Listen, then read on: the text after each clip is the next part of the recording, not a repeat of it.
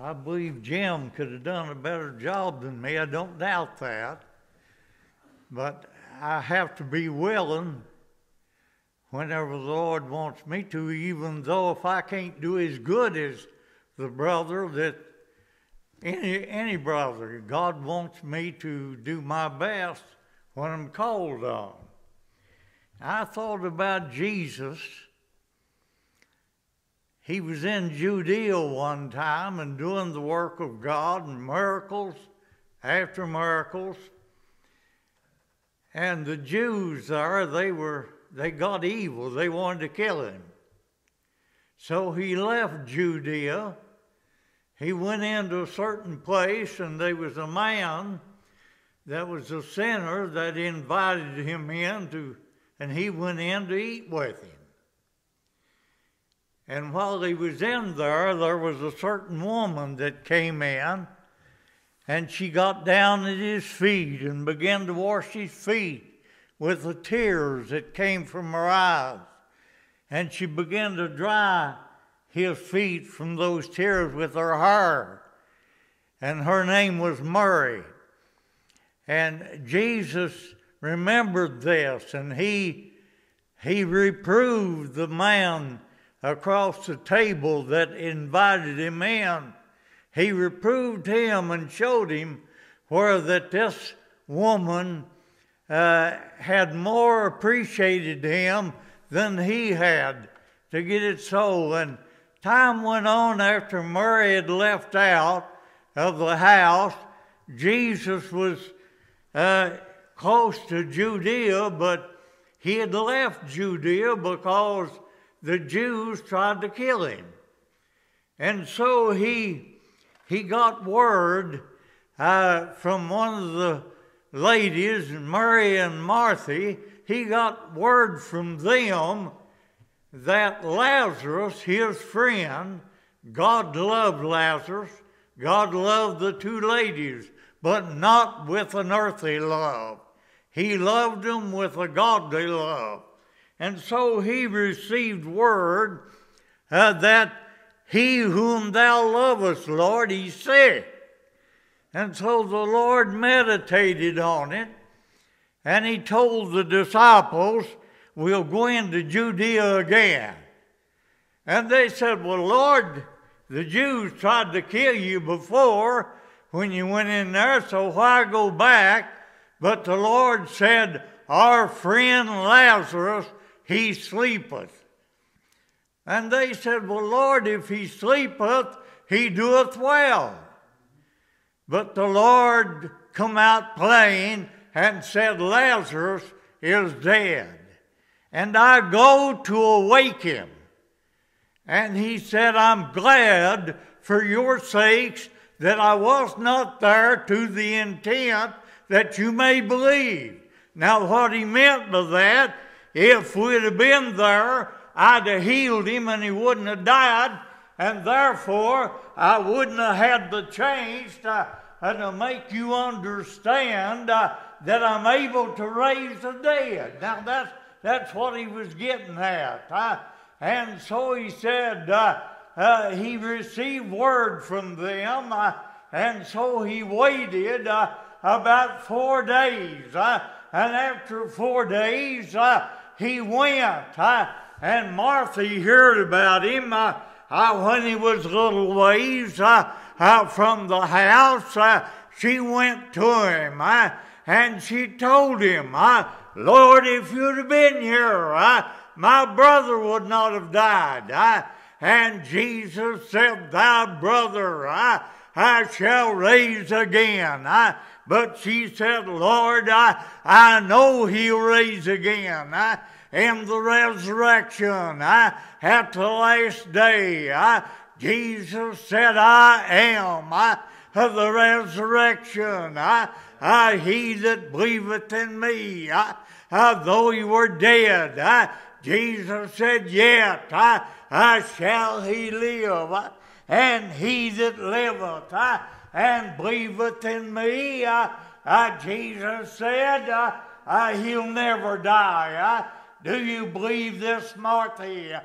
And Martha said, yea, Lord, I believe that you're the Christ, the Son of God, that should come into the world. But Martha said, Lord, I know that if you'd have been here, my brother wouldn't have died. And so she went her way, and she came to Martha. I'm persuaded she got down close to her ear and said, Martha, the Master wants to see you. And boy, that really cheered her up. She got up real quick, and she went to where he was. And so the Jews there, they thought she's gone to the grave to weep, and they decided to follow her. And I remember when Mary got to Jesus, she said the same thing. Lord, if you'd have been here, my brother would not have died.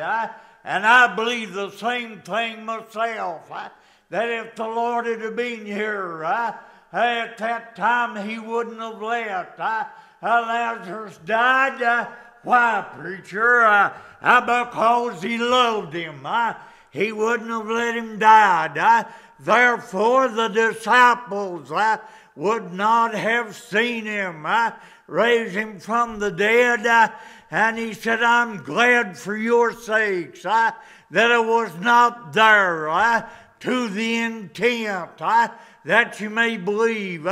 Do you get the point? He was saying, it's better that you see me raise the dead than it is to heal the sick. And so, my friend, he went. He saw the Jews. They were weeping. And somebody in the crowd said, could not this man who have healed the sick, could not he have kept Lazarus from dying?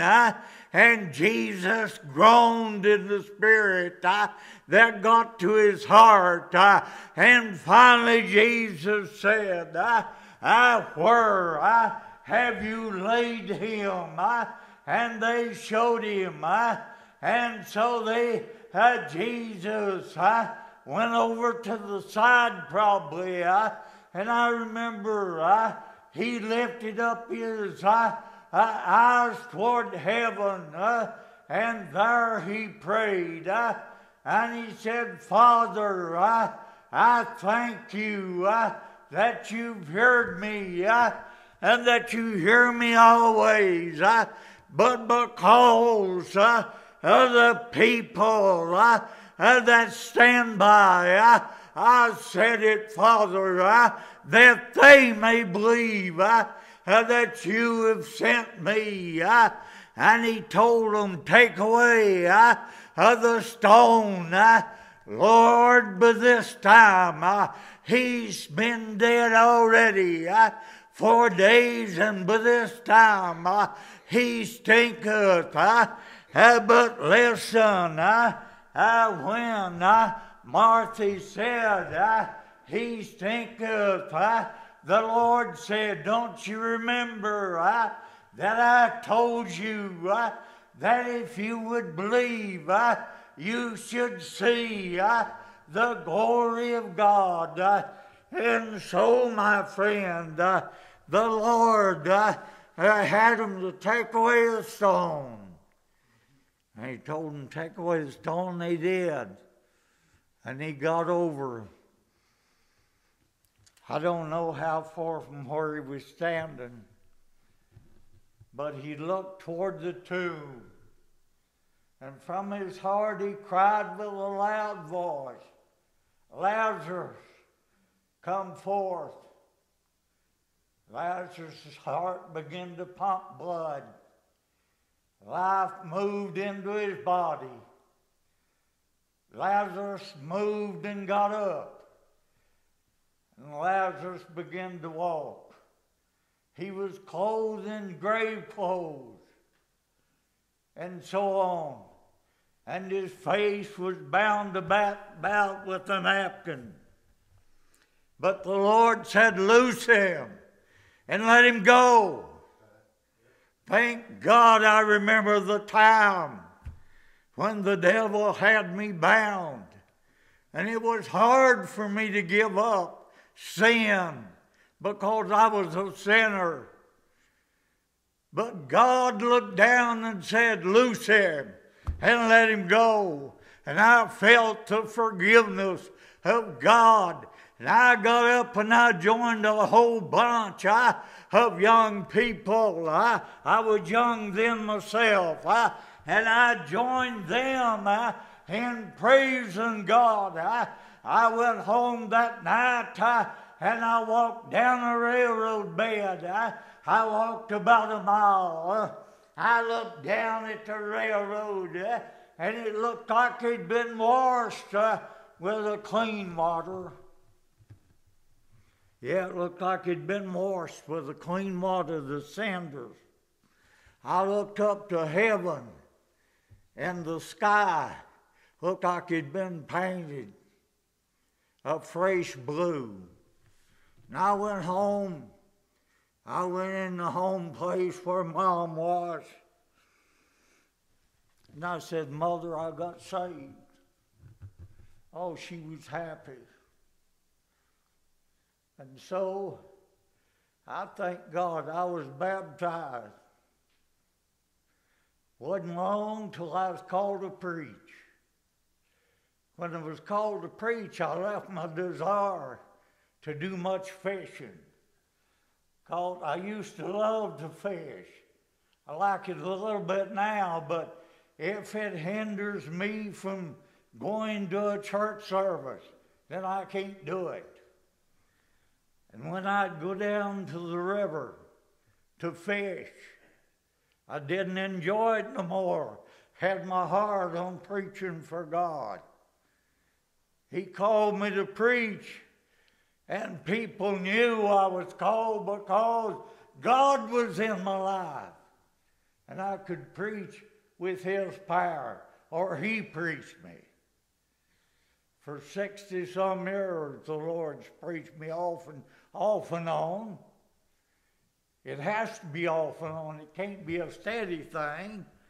But I preached real often for the Lord in revivals, in West Virginia, in Kentucky, in Ohio. One time I even went to the edge of Chicago preaching. And the Lord blessed me. And so I say unto you tonight, hold out, you that know the Lord.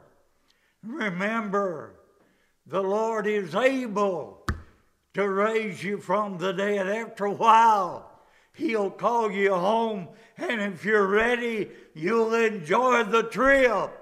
I'll guarantee it. I've not made the trip yet. I'll probably make it before long. But I believe if a man's a Christian, God calls him, I believe he'll enjoy the crossing of Jordan. Why do you believe that, preacher? Right after my wife died, I'm going to do this and I'm going to hush. I know, now, Jim, I haven't done a great job, but I've done my best.